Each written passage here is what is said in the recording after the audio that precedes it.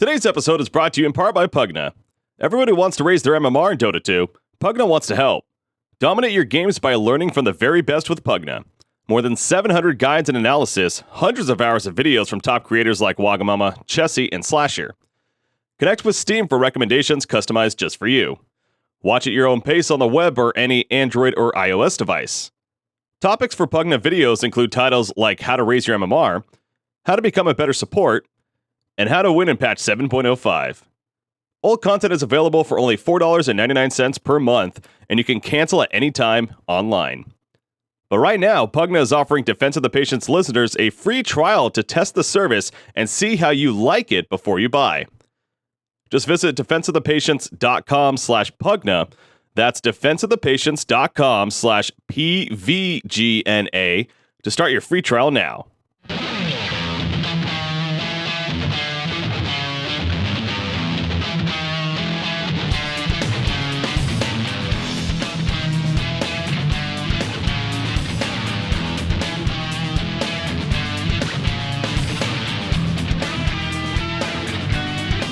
Welcome, ladies and gentlemen, boys and girls, to the DotPro with BreakyCPK. I am BreakyCPK, and once again, am I excited to be here as we are getting going now post Kiev Major. We had the Kiev Major happen, obviously had a lot to talk about with that, but we're at a spot now where, that's the past. We got TI7 now to look forward to, and boy, oh boy, do we got a great kickoff here to going into these, what's going to be next couple of months, a lot of Dota, man. A lot of Dota. It started off earlier this week with so many tournaments, so many qualifiers for said events, and it's going to lead into, over the next couple of months, again, a lot of Dota coming at us until TI7 happens, of course, in August, and it's going to be great. A great time indeed. So looking forward to a fun show here today. Again, plenty to talk about. With that said, I'm also going to be joined by a couple of guests later on in the show. Going to be joined by Milton. He's actually from DreamHack. He's one of the main organizers of what's the Dream League for Dota 2, and an event that's currently going on right now. We're actually going to talk with him not only about the Dream League itself, but DreamHack as a whole, and some news that happened recently where we'll get into it a little bit later. But Alliance, unfortunately, pulling out of Dream League. They had some issues last season where multiple teams were pulling out even mid-season, and curious to get his take from an event organizer on what he thinks about situations like that, and maybe what could be done to prevent that. But we're going to get into all that with Milton later on, but we're also going to be joined by, speaking of the Kiev Major, the captain of the winning team of the Kiev Major. That's right, Fly will be joining us later on as well. Let's just say I'm so excited for that, and definitely thrilled to have him on. He's an old friend of mine from Heroes of Newerth, of course, way back in the day, and let's just say I hit him up, asked if he was interested, and he said he was, and he knows me from way back when, and he's definitely had some nice words of advice for me as I've made my transition into Dota 2. So I'm really excited to have Fly on later on in the show as well. But as far as what else to talk about, we definitely got plenty, as mentioned, including the roster shuffle going on. And I also plan to actually go over what I consider to be my top 10 teams right now in Dota 2. I figured I have a competitive Dota 2 podcast show. It only makes sense to actually have a top rankings, right? I mean, that just seems natural. I've always been a fan of kind of doing them. Not that you should take it for 100%, but it's my own opinions on what I truly think are going to be the top 10 teams right now. And obviously that'll adjust moving forward to see how things go. But I figured not only doing a top 10, but even kind of breaking it down per region, even top 5 for each of the regions, as there's just so much Dota across the globe that I look forward to having some fun with that later on in the show as well. But before we get into all of that, obviously, again, I wanted to actually bring up a new segment right here that I plan to kick off each show with. I've been kind of, taking a lot of feedback and trying to figure out the best way to kind of go with the flow of the show, I guess you could say. And what I thought would be a good idea to kind of kick things off is a segment that I like to call the good, the bad, and the ugly. So basically, gonna start with the good right here. Things that I noticed over the last week that I would consider good happening, of course. One of those is actually there's a couple of upcoming teams, I feel like, in the Dota 2 competitive scene that we really should start keeping an eye on, and could start making a much bigger name for themselves as time moves on here, and already kind of have to an extent. One of those is Pro Dota Gaming. Pro Dota Gaming, actually. Now, this is interesting because They formerly had players like Insania and Mickey, and anyone that knows me knows that, those players, of course, come from a Han background, but, eventually those players left the team, and then Pro Dota ended up absorbing another team formerly known as No Logic Gaming. However, they also kept one of their players, Garter, was the fifth player that's also part of the roster still. However, they've actually looked really good, post-Kiev especially. They've been having a lot of success in a couple of different events. One that I happen to be casting, actually, the Summit 7 European qualifiers. They are on the verge of making it to the playoff stage in that event, one step closer to qualifying for said event. And on top of that, they are actually doing very well in the Mr. Cat Invitational, another event currently going on. It's actually a $50,000 prize pool online tournament. They just qualified for the playoff stage there too, where they're set to play Team Secret in the next round. They defeated teams like NIP and even Vega Squadron to get to that point. So this Pro Dota team, I think it's kind of cool to see, again, these up-and-coming teams being successful. Another one that I wanted to bring up too, that we've mentioned once or twice before, out of Southeast Asia, actually, Clutch Gamers. Clutch Gamers is another team that I think we should start paying more and more attention to. Southeast Asia in general, it's somewhat of a chaotic scene in terms of it feels like things are constantly shifting with whoever's on top, right? Like recently, we've of course had TNC and Faceless, but before that we had Fnatic, even Mineski to an extent, and now it seems like this new Clutch Gamers team is actually becoming another big team. In fact, they obviously recently qualified for the Summit 7 with the Southeast Asian qualifier there. So, but on top of that, they're also in the winter bracket finals for the Epicenter event, Southeast Asian qualifiers, set to face Faceless coming up here. So, including with a victory over TNC on the way to get to that point. So this is a team that's definitely someone to look out for. And again, I guess that's just kind of an overall good where we got some up-and-coming teams definitely to keep an eye on. Another good I wanted to bring up is LFY, the team LFY out of China.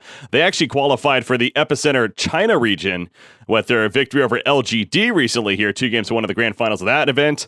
And on top of that, they had actually just picked up 2 new players, Afu and Inflame. Afu's actually formerly of Warriors Gaming Unity, a team that you may recognize if you really watch a lot of Dota 2 and especially Southeast Asia. But Afu recently leaving the team and thus joining LFY. So it's kind of an interesting transaction there, but clearly he's fitting in. And again, they just qualified for this $500,000 land. This is a team that's definitely looking on the up and up as well. And, well, I guess could have been put under the upcoming teams. But, I mean, LFY has definitely had some history, of course. And all these Chinese teams, I feel like, are constantly shifting, to say the least. So, but yeah, LFY qualifying for Epicenter. And then the last good I wanted to bring up here is the TI prize pool is already at $8 million. It's at $8 million, and it's actually ahead of the pace of last TI, which was the most successful in terms of prize pool, of course, getting up over $20 million. So it's really cool to see. We're on pace to get 21 million plus at this rate. Obviously, we don't know 100% if that's going to happen, but it seems like that we are on pace for it at the very least. And of course, everyone's rooting for that, right? As far as a spectator goes, I know I've done my part. I've purchased the Battle Pass. I purchased up to level 80 or 85, I believe. I actually originally only got the $9.99 one, so I only got the initial level 1. But then after talking with some people later on in the day, I'm like, what am I doing? I might as well just buy, upwards of to level 75, 80 or whatever. So I ended up spending another $5 or so. But again, I thought to myself, hey, it's going towards a good cause. It's going towards an ultimate prize pool here. Although, $5 in that big scheme isn't much, but every little bit counts, right? So I'm happy to do my part, and hopefully you guys are doing your part as well. I assume if you're tuning into the show, at the very least, you've purchased the Battle Pass. If you haven't, well, I highly recommend it. If you played Dota 2 at all, it's honestly a great investment. You get a lot out of it, obviously. It definitely helps you enjoy the game that much more as far as a system of sorts that keeps you involved from game to game, from the questing to whatever else. There's this new co-op that's going to be a part of it that I'm excited to see how that plays out. So, and then, eventually as we get closer to the TI, you get things like the compendium itself, you get the predictions, and on top of that, you get the fantasy teams, which no doubt looking forward to that there. So, highly recommended if you haven't for whatever reason. But yeah, my part, I want to say I'm like level 93 now, if I'm not mistaken. I'm up there though. I'm working my way up. Meanwhile, there's a guy named Grouty over here. I'm sure you've heard of him from Defense of the Patients. What was he? The last I checked, he was like 690. I mean, it's just insane. Some people, man, But it's at the same time, I can appreciate it. I respect it. And it's, again, like I said, for a good cause in the sense of supporting something that we all love to watch here in the competitive Dota 2 scene. So great to see that again out at over $8 million. So that's the good. Now let's get into the bad.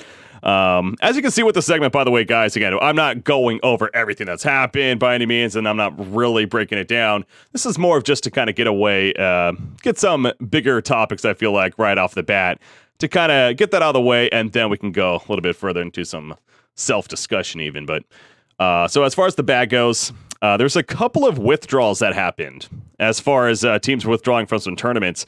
Alliance actually withdrew from the Dream League. And speaking of Milton, as I mentioned earlier, Milton from DreamHack and the Dream League, he's going to be on later today to talk about this situation specifically. But really unfortunate for Dream League itself, because this is an organization that actually... DreamHack, of course, are the ones behind it ultimately, but there's just so many people involved from the production side to just even the spectators themselves, you know, going into it, seeing a team such as Alliance up there. And Alliance being from Sweden, having such good relationships with DreamHack, it was really surprising to hear this. But in their defense, I mean, they did have a quote-unquote good reason in that they did get very recently invited to the Star Ladder land, which is actually going to be happening here in the near future, in fact, and that is it's a $100,000 tournament. It's going to be happening, in fact, next month. So that's something else that we'll preview a little bit here on the show and go over in next week's show. But again, the fact that they already committed to this Dream League in the first place and then kind of backing out as the event was starting. It doesn't really, it sucks for everyone, but maybe Alliance themselves, right? So, like I said, we're going to have Milton on later on, and I plan to get a little bit more into that later on in the show as well. But Alliance withdrawing, but then also Cloud9, another team that actually ended up withdrawing from another event. In fact, it happened to be the one that I was covering, like I said earlier, the Summit 7 European qualifiers. They actually withdrew from that event. After already playing a match on top of that, they were set to play Na'Vi in the losers bracket, actually, of their group stage match, and they just didn't even show up. And apparently, eventually they got word to the admin that they were withdrawn from the event, and that was that. Now, there is speculation that Cloud9 themselves, speaking of the roster shuffle, there could be something going on there, but, this is a team that actually just qualified for the Zodak land that's coming up here, $100,000 land in itself. So I would find that hard to believe, but maybe. I guess there could be something there, the fact that they withdrew, but whether it's that or they just figured it wasn't going to be worth their time and, they were already in the losers bracket. But see, that's a shitty excuse, right? That shouldn't be the case, and teams should not be getting to a point where, we just don't feel like playing because it's not worth our time and we happen to be in the losers bracket or whatever it is. It's unhealthy for the scene as a whole, for the organizers, for the fans, for the players, and for even the teams themselves. So it's just a bad, black eye, you could say, on an organization like Alliance and like Cloud9, unfortunately. So, and kind of off of that, so that's the bad that I consider. And then there's the ugly. Well, you almost have to kind of laugh at this, but there was one match that really stood out this week. And yes, it's under the ugly because Complexity, a team that anyone that's listened to me before knows that I'm a huge fan of this team. And again, they're going through some roster changes, which, like I said, we'll get more into later on. But they ended up playing a tournament match, actually, for the Epicenter qualifiers.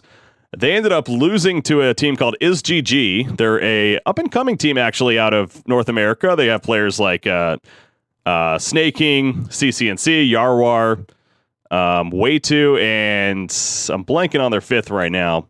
But the point is, they not only lost, losing to them is fine, but losing to them in 13 minutes. They lost to them in 13 minutes. They GG'd out, basically. They basically just, I don't want to say they threw the game, but they were clearly not interested in competing. And again, going through roster changes, having to play with some higher latency because of the certain players being in certain locations, it's frustrating, I'm sure. But it's one of these cases, again, where it's ugly, right? Like, this team, they GG'd out at 13 minutes. It was 0-13. They did not even have a single kill. Across the board, it was just bad. So, obviously, SGG took care of business. Congrats to them. But that was a pretty ugly situation for me, and that concludes the good, the bad, and the ugly. So hopefully you guys enjoyed that right there. Now let's get into a little bit more in depth here. So we got the roster shuffle coming at us, and as I kind of hinted at a little bit already in that previous segment here, there's starting to be a lot of roster changes. In fact, May 16th is actually the last day to drop players. So teams have until this coming Tuesday here to drop players.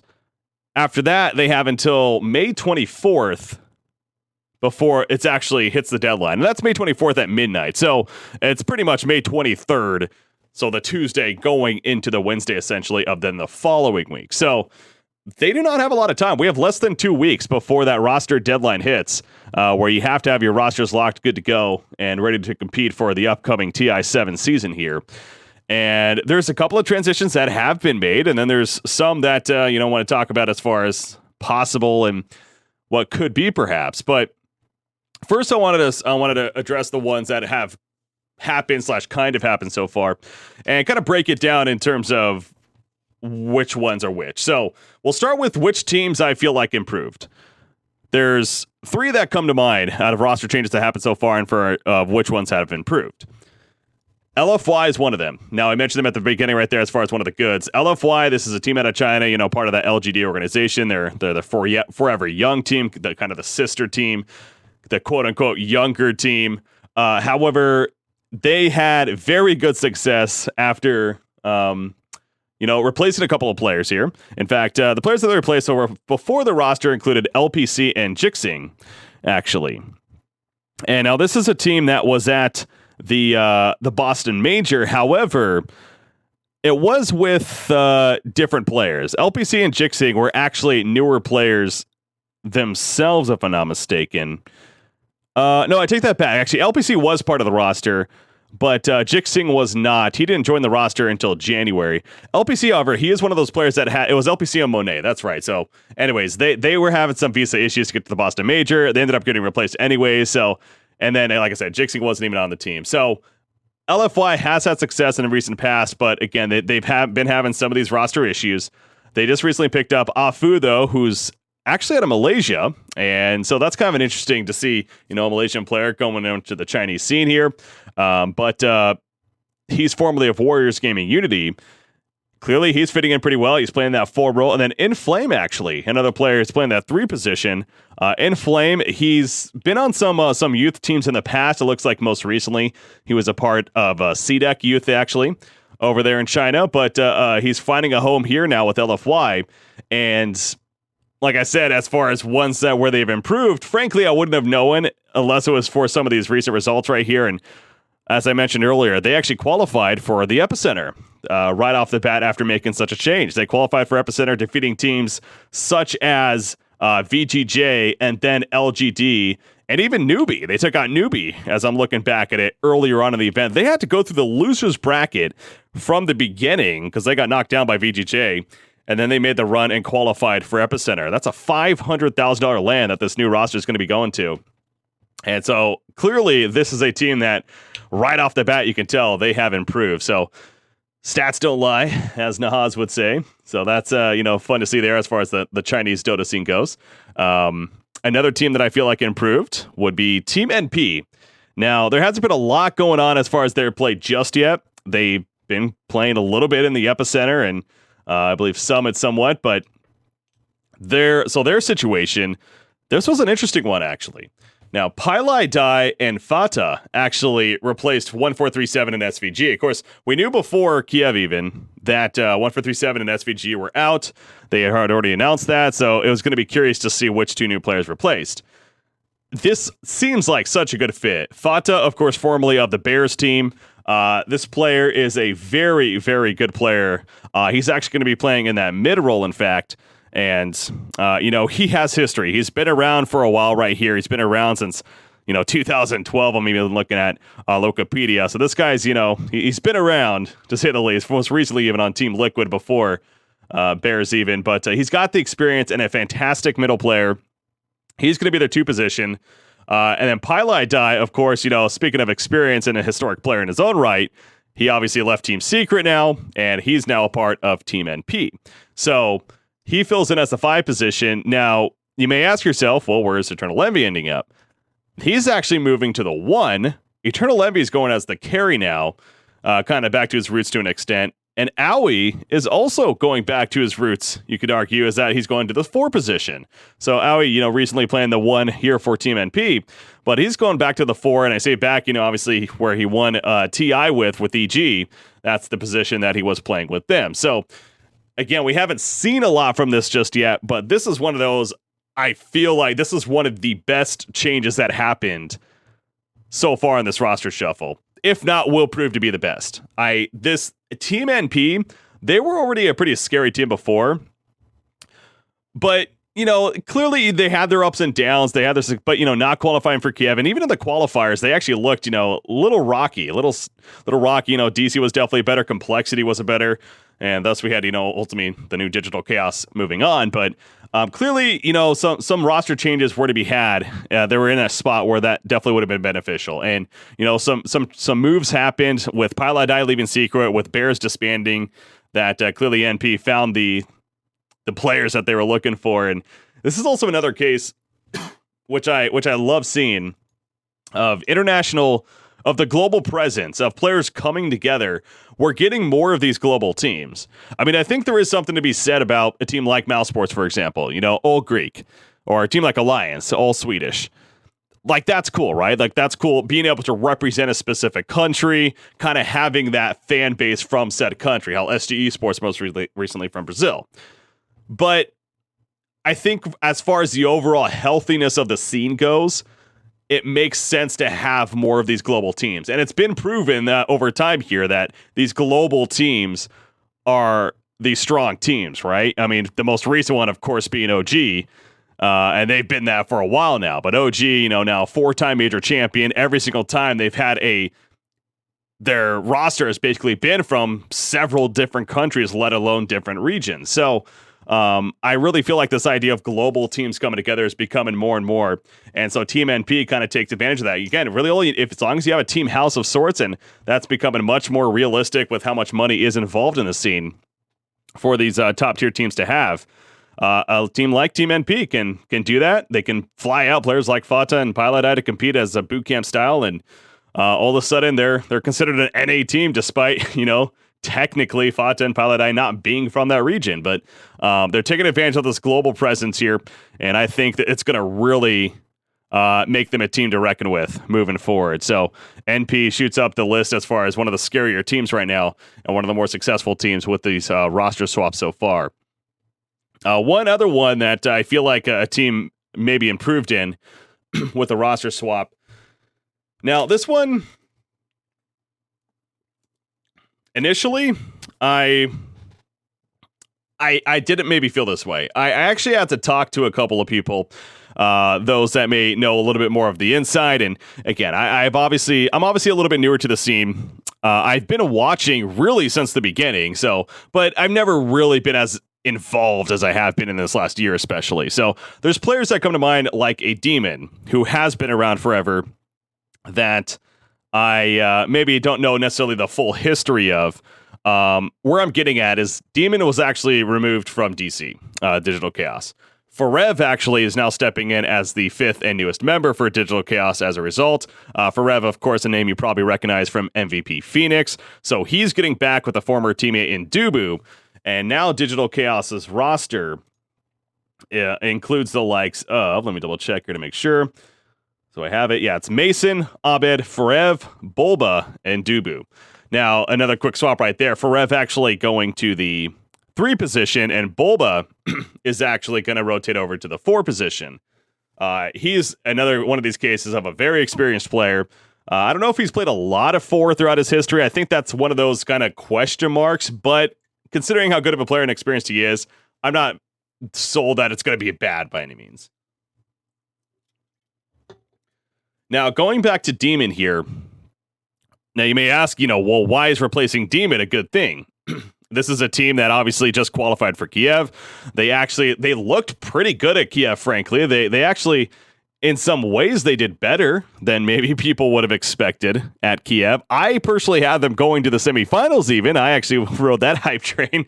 Maybe a little bit too much there, a little bias coming out. So, that proved not to happen. But, I mean, they lost to VGJ in the first round of the main event. In the group stages, though, they had some impressive results. They 2-0 Newbie. They 2-1 against Liquid. They lost 1-2 to TNC. And again, just their play, the eye test, they looked solid. They look like a team that no doubt competes with the best. So usually I'm on board when that happens of not really changing too much, especially with a newly formed team, that is DC. However, apparently Demon does have... Apparently there's some clashing going on. It's what I'm going to get at. Now, I don't have anything to necessarily 100% prove this, so I want to be very careful here with how I'm treading and how I'm making a point here. But from my understanding, Demon has a demeanor of he's somewhat of a leader, right? He's somewhat that likes to make calls and is not afraid to call out said teammates. We did see a little bit of that in the Fnatic documentary with the True Sight that actually Valve had released previously going into what was the Boston Major at the time. So this is why I believe what I'm hearing is a little bit true. And again, we kind of have seen it even on camera for everyone to see. So I'm not saying Demon's a bad person. I'm not saying Demon's a bad teammate even. I'm not saying he's a bad player. Of course, none of that. Demon's a fantastic player, and I'm sure he'll find a new home, and I'm sure he can make it work. But again, this is one of when a name like that is removed from a team after a decent run recently, I think there is something behind the scenes that no doubt's happening, right? So that's why for me, I saw this as an improvement overall. If they felt strongly enough to remove a player like Demon to then bring in, again, Forev himself is obviously a fantastic player, and maybe Dubu, had some influence there to want to get a buddy of his on the team and a former teammate that had a very successful run last TI with MVP once again. That may be possible too. But again, overall, I feel like this is going to be an improvement for Digital Chaos, and they, just like NP, I don't think it's as strong as NP. I think NP is going to actually prove to be the better team in the end. But I think DC, this is definitely going to help their chances moving forward in what's a no doubt very, very difficult time ahead, to say the least. Now, which teams did I not like? Well, there's a couple on this list that I have right here. Complexity is one of them. And again, goes back to anyone that listens to me, knows that I consider Complexity one of my favorite teams to follow. The organization as a whole, I've known since the early Counter-Strike days. I've known them from Han, and again, they have players, in especially the Friedman brothers, Swinamelons and Z-Freak, that I've just known forever. And I've always been fans of theirs. I've always rooted for them. And I'll still root for them. But it's getting to a point now where it's not... So what they're doing right now, they're actually trying out a couple of people. So most recently, they released 747 as well as Monkeys Forever. Okay. I wasn't a huge fan of that, but it's one of those cases. Apparently, there's some quote-unquote attitude issues getting in the way. They're just not getting along. There's behind-the-scenes stuff. It gets to a point, though, where you have to look at the whole situation, right? And again, I want to preface this with I'm a huge fan of the Friedman brothers. I wish them the best. I wish them success. But how many changes are you going to make over time before enough is enough? There's two things that I see here. Either they need to stick out with a team and they just need to have a team where they just grind it out and, try really your darnest not to let the behind the scenes stuff get to you. Or this team has to start fresh. And yes, I'm looking at the idea of Swinamelon specifically. I hate saying that. I do, but it's been a while now. It's been a good 2 to 3 years at least, where over time they've had success throughout the past, but this constant shifting of players, it's not going to be healthy for your team, and it's not going to give you a chance to succeed, in my opinion, moving forward right here. They have the skill. Swinamelon, Z-Freak, and Moo, that's a very good trio of players right there. They can compete with the best of the best. They just brought in, or they're trying out, so where I'm getting at here, they tried out They're trying out Firo and a guy named Vlad. Firo, of course, another name you probably recognize. He is from the former Bears team himself. They're actually running him at the 2 position. Vlad is apparently a Russian CIS player. He's a support player, and he's actually going to be the new 5, or trying out as that 5, I should say. And, you know, he's unknown other than that, though. I don't think he really has much experience, if any, as far as competitive goes. Now, however, with the announcement of Demon recently, there is talk that they've been now looking to try out Demon as that new 5. As we were just stressing, Demon apparently has these issues of maybe clashing with teammates. I feel like Swin and Melons is in that same boat. Them being on the same team, skill-wise, I think would be fantastic.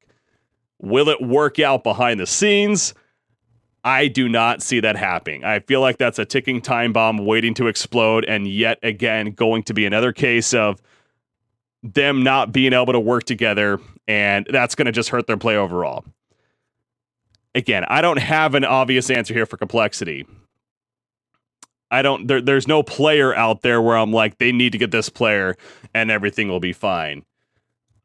It just does get to a point where, personally, I wish they kept monkeys. I wish they kept canceling monkeys. Think back to that. I wish that was kept. Like, going all the way back there, that's what I wish really happened. I wish they kept their Boston Major roster moving forward. Now, I know in the case of cancel, that was a mutual agreement. Monkeys, however, again, from my understanding, he was removed from the team. At that point, maybe just keeping 747 and dealing with whatever issues there, but clearly there were issues there, so they weren't willing to do that. It keeps being these quote-unquote behind-the-scenes issues, and maybe that's just the player base of the players that they're getting. I mean, maybe it is just simply that coincidence, but you're not going to be winning tournaments. You're not going to be competing in what Swindles himself has suggested right now is one of the toughest, if not the toughest time in NA Dota as far as just competition goes. You can't realistically expect to compete when you're constantly shifting rosters. So maybe sticking on that one a little bit longer than others, but again, it's a team that I consider myself to be a fan of, and I don't know. We'll see. Firo, I think, definitely could fit well. I do like seeing Swindles in the 3 role. Who their support's going to be, I guess that's going to be left to be determined. That's going to be an interesting one. Another team which I'm not a huge fan of, though, overall, is... Now, this is an interesting one, too, because another case of a former Han player presence, Ninjas in Pajamas. Now, let me preface this again with... I've liked seeing... Okay, so first off, Insania, I don't think it's Insania. Insania replaced Cinderin. We've already talked about this. Cinderin no longer a part. He was removed from the team or left, whatever. Insania, a new player on the scene, but has definitely played a fair amount lately. He was actually announced as their new 5 position. Now, there was nothing that suggests Koikva was removed from the team. However, in these qualifiers so far, post-Kiev, Koikva has still yet to be seen. Instead, Mickey has actually been playing in pretty much all the matches with NIP. I've got to cast a couple of their games even. I've watched some others. Mickey's been playing with them. Now, Mickey, again, he's one of these really prodigy-like players I've stressed. I feel like he's going to potentially be one of the stronger mid players if he truly commits. And that right there is why I feel like this is not an improvement for NIP. Koikva is a fantastic player. He is showing that. I didn't know much about Koikva before, recently watching NIP. Especially before Kiev and everything, but especially at the Kiev qualifiers, and they did fairly well there. But just watching Koikva, he's a very, very good skilled mechanic mid player, and he's a player that definitely takes the team on his back and can almost win his team games. He also has that experience under his belt to an extent, too. Mickey, yes, he's a mechanically skilled player. Yes, he's a good player. But I do feel like both him being very young and his inexperience, especially at the higher tier of Dota 2, is going to be a fault here. Is not going to make this team better. It's just unfortunately going to be a hurtful thing when it comes to NIP and their success going into TI7 here in the qualifiers in this run ahead.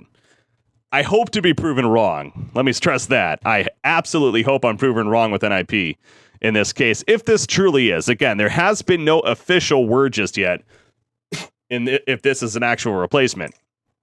but he's literally playing every game for them here on the qualifier. So, again, they have until the 24th to officially decide. So that, I feel like, is, if anything, why they haven't made it yet. But it seems like that's where it's going.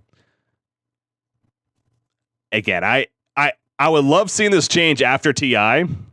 This is one of those, like, in a new TI season, completely from the beginning, after TI 7, then we saw Mickey join a team like this. I would be huge on, and I would be like, yes, this team, they know what they're doing. They got a great mid now moving forward.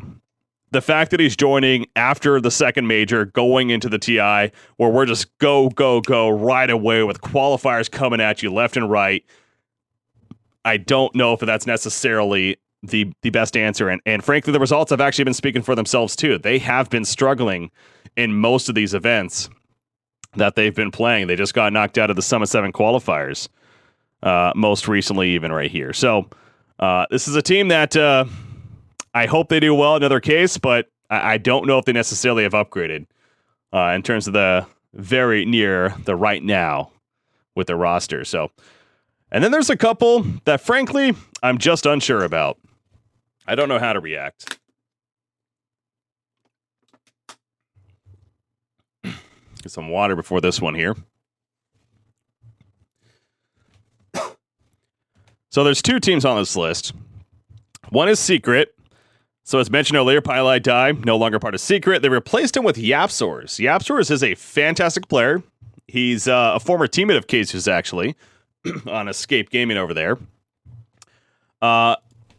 If I'm not mistaken, I believe he's a newer player to the scene, I want to say. I'm wrong. Never mind. He's been around forever. Kinda. I mean, he hasn't... Okay, no, he is kind of a newer player as far as being on these top-tier teams. I'm looking at his history right here, and he... Escape Gaming was kind of the first team that was really a pretty relevant team, it looks like, in terms of being fairly successful. So, but the point goes back to he's proven to be a great player. He's going to be their 4-position player. Cinderin actually is going to... Not Cinderin. Puppy is going to go back to the 5 position, play the true 5, and yeah, Yapsor is on the 4. Now, why I'm unsure of this is it replaced Pylai Dai. And one of the first things that I've heard coming into the Dota scene is that Pylai Dai is a phenomenal player. He's one of the more mechanically sound players in the game that we've seen, especially when it comes to the support role. He's obviously got tons of experience on the other side of it. He's played for the Cloud9. He played for Team Secret, of course. He played for Mouse Sports in the past. He played for... yeah, that's kind of the list right there. But you get the point. He's been around. He's been a very successful player. He's been to TIs. 5th, 6th place finish at TI4 with Cloud9. They won the Shanghai Major with Team Secret. So, again, this player, he's done it all. Replacing a player like that with a somewhat more recently coming onto the scene player, it's tough, right? It's tough for Yapsters in the sense of filling shoes like that. Will he be unsuccessful with that? I don't think so. I think there is a good chance that he will be successful with it, but it's just hard to sit here and say that this was an improvement. Again, I don't think it wasn't an improvement, but I don't know if it was an improvement either, if you get my drift. And I know they had a disappointing finish at Kiev. I think single elimination there. But I don't think it warranted a dramatic change to the roster. This is a team that I was very shocked to hear making a move. Again, whether or not I don't know for certain if it was Pylai Dai's decision or if it was a team decision as a whole, but they replaced him with Yapsters. Again, Yapsters, a good player though. So on the other side of it, there's actually one more thing about Secret real quickly. Is also, if they were going to make a change, frankly, I feel like MP would have been the player that they would have been looking at to possibly change. This is simply the eye test for me, but being on a very significant team in Team Secret, I don't know if NP is really the carry player that stands out to me. Like out of the Western scene teams, their carry players, there's several others that definitely come to mind when I'm kind of thinking about carry players in my head before MP comes up. And from casting a couple of their games, from just simply this eye test of watching their matches, they rely a lot more on mid 1 than they do on MP. And not to say that's MP's fault, that's just simply how they draft a lot of the time. But MP, there's been some times where I kind of just think, wait, why did they do that? You know, there are some Ember Spirit performances that I specifically remember from the Kiev qualifiers where he was just going in and feeding. I don't use that word often, but he was feeding. Like, it was bad. He was completely on another page from his team. He was making very poor decisions when it came to his initiation choices and trying to, be effective. Ever since then, maybe that's me being over the top, because that's kind of just stuck out to me. But again, and I'm not saying he needed to be replaced, but it's more of the idea that if they're going to make changes, which they did, I feel like MP was the direction that they would have gone in. But Pylai leaves, replaced with Yapsors. Again, it goes back to being unsure of how this is going to play out. The other unsure happens to be a team from Southeast Asia. And this one actually was, as I'm recording this session here, this was literally earlier today. Mag, a CIS player. Mag's a player that's, if you know CIS Dota at all, again, this is another one of those cases. He's been around forever. He's been on very successful teams in the past, most recently Vega Squadron. However, he just joined Mineski. This is the first time a CIS player has ever joined a Southeast Asian team. So now, right off the bat, the question comes up, can they communicate? Because, yes, Dota 2 is a very heavy communicating game. You need to be able to communicate to be successful. That goes without saying. Apparently, he speaks decent English, is what I'm being told, and ideally that it will work out. You know, obviously Mineski is a great organization in Southeast Asia, a very well-known one, and of course that's Mushi's new squad. You can also call it that. He left Fnatic recently, joining them. So now your new roster is Bimbo, Mushi, AU, Ninja Boogie, and Mag. Mag's actually, again, that offlane player for the team. So Mineski really trying to make a move here in the Southeast Asian region, and honestly try to qualify in in a lot of these events coming up where, frankly, it's a very tough region. I've been stressing this lately. We talked about Clutch Gamers earlier. I mean, this is a region that's becoming more and more chaotic, with just so many teams, it feels like. So is this the move that they needed? Well, we're gonna have to wait and find out. So another unsure how that works. Now before we go into the break here, there's actually one more thing to talk about concerning the roster shuffle. There's several teams that have not announced, and in my mind, it's still very possible we could see changes. Through that list, Cloud9, as I said earlier, I had no reason to believe Cloud9 would be doing this. They qualify for the Zodak LAN. This is a team that's been around for a while now. They've kind of always been this tier 2 breaking into tier 1 scene team. I would have loved to see them stick together at least for the TI season, and then maybe after that reassess, because I think there's really something to be said with teams sticking together, especially the core of the players, let alone the whole team, throughout a whole season and grinding it out. And I feel like the more successful teams usually do that. Cloud9, though, withdrawing from that Summit 7 event has definitely brought up speculation that something might be going on. So they haven't been official with their roster just yet. I'm leaning towards something's going to happen there. And then, obviously, what happens with the Zodak spot? Do they still go with just the different players? I mean, that's going to be interesting. So Cloud9's a team to keep an eye on. Thunderbirds is another one. I'm not as sold on Thunderbirds by any means, but Thunderbirds, I don't know about you guys, but they just feel off lately. Yes, it's not like they did horrendous at Kiev. They actually did it overall pretty much as expected, right? I mean, they finished 9th, 16th, but they lost to EG, to be fair. They finished in the middle of the pack in the group stages. That's why they got that matchup. They beat VGJ and Liquid. They lost to TNC and OG. They went to 3 games in a low series. So again, Thunderbirds they're a good top 10 team. But is that enough? Is that enough for Thunderbirds here? You know, this is a team that was the runner-up at last TI. They had a miracle run in TI. Suns fan himself has definitely suggested that several times, as back when they were Digital Chaos, of course. Was that overhype? They haven't been bad since then. Maybe they're just that team that just sits on the cusp of, you know, doing good, but never the great, never winning it all, never getting that close. Boston, they got third or fourth. So again, it was a solid follow-up to TI. Kiev, 9th, 16th, though. And the NA region especially is just constantly getting tougher. I think a change wouldn't be surprising to see, and very possibly could be needed for Thunderbirds. It goes back to, though, as I said earlier, then there's a part of me that suggests, you know what, I'd like to see a team stick it out through the season, through the TI season even, and stick with the same roster. But hey, maybe that one player, who that player is, I couldn't even tell you. But I would not be surprised to see them making some changes. And then there's a couple more on the list that I'm not frankly as passionate about or, you know, really have too much else to say, but there's a couple that come to mind. TNC and Faceless. Neither one of them have confirmed 100% just yet. And as I mentioned with Southeast Asia, now chaotic it tends to be.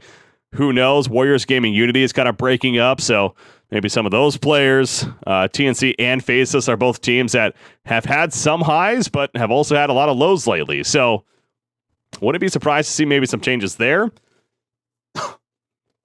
Alliance, Mousesports, and then, of course, NIP, as I mentioned. NIP could still very likely see some shifts there, but Alliance and Mousesports, Alliance, they're kind of another one that I wouldn't be surprised if they don't, but they haven't announced anything official. And you would think an organization like that, and one that's overall a solid team, something would have been official by now. So something kind of tells me that they might be thinking of something. Again, who do they replace? I couldn't tell you. I think overall the roster is strong. I can tell you this, they're definitely not replacing Loda. They're very likely not replacing EGM. So then it's like Hanskin, Limp, Jonathan fan, Limp, 9K plus player. I don't think he's the problem. And again, it's not necessarily that the player's the problem. It's just more so sometimes, and like back to Thunderbird's case, I don't think any of those players are bad. It's just sometimes change is needed to refresh everything, right? So who knows with that. Mousesports, again, another team they have not confirmed yet. I don't know if that's necessarily going to be a change, though. I'm a little more confident that they're going to stay together. They just got that Greek thing going on. I think they're going to ride that out at least through the TI and then see what happens then. And then, as I mentioned, NIP earlier, they haven't been official yet. They're trying out Mickey right now, amongst others, so we'll see. We'll see what comes to them. All the other major teams, from what I could tell, have actually announced by now. OG, EG, SG Esports announced, in case you're curious. Kind of going through right here. Virtus Pro, of course, announced that they're staying together. Yeah, none of the other teams come to mind. They haven't announced yet, so those would be the teams. There you go, guys. Well, that's the roster shuffle, and we're just beginning, guys. This is only the opening week of it. We have till May 24th. Again, May 16th is the last day you can drop players, and then May 24th, going into May 24th, is when the roster's locked. So on next week's show, I'm sure we'll have plenty more to talk about, and then the week following will be pretty much absolute, and we'll go over some final rosters there. But for now, it's fun to always keep an eye on, and looking forward to seeing much, much more. All right, guys. Well, we're going to take a short break, but you definitely want to stick around because I'm sure the moment a lot of you have been waiting for, and once again, I'm so happy to have him on. I'm going to be joined by Fly of OG, a team that's not making roster changes, that's for sure, and for good reason. They're looking to win TI7 coming up right here, the 4-time major champions now. The captain of the team, Fly, he'll be joining us next.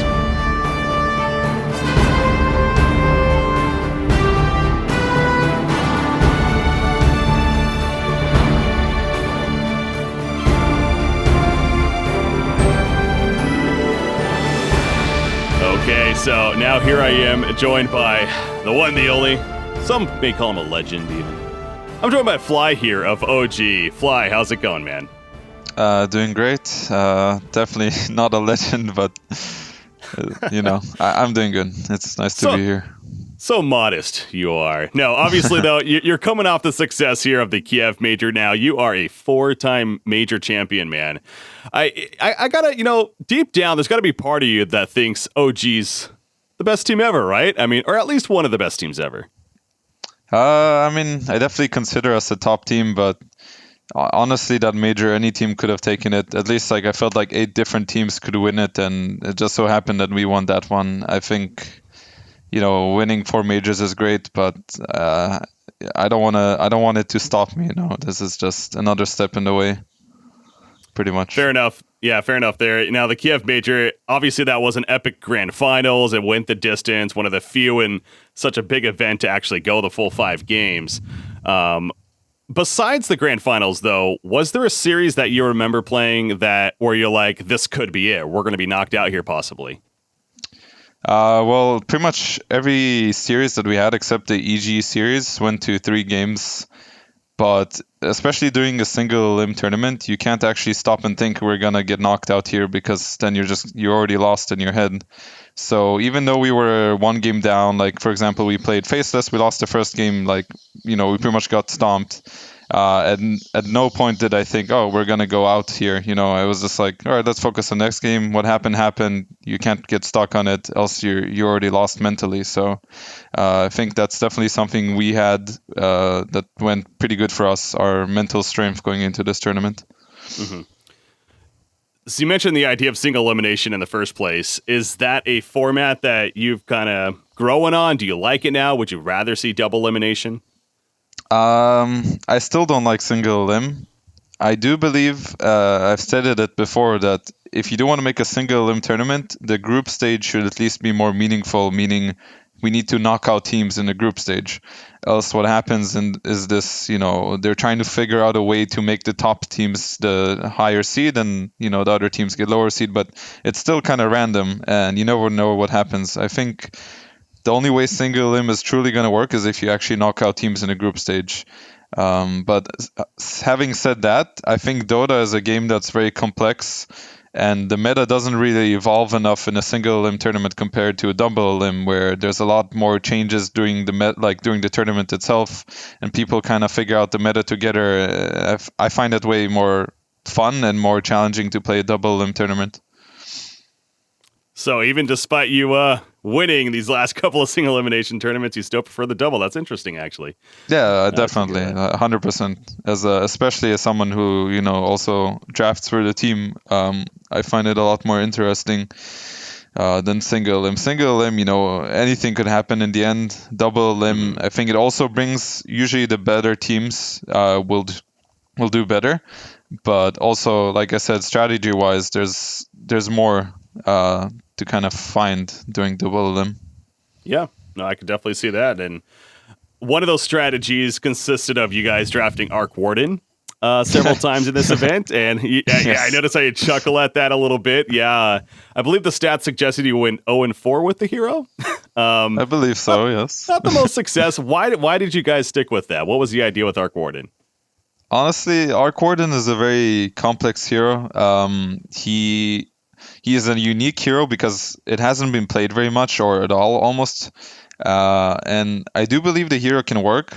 No-Tail believes the hero can work, and I think he plays at one of the best in the world. It's just that we haven't found the best way to do it just yet. And we did obviously practice with it a bit before the tournament, because we wouldn't just randomly pick this hero, but I think the more we played it, the more we learned things about it. And I think the hero can definitely work. It's just that we didn't do it properly.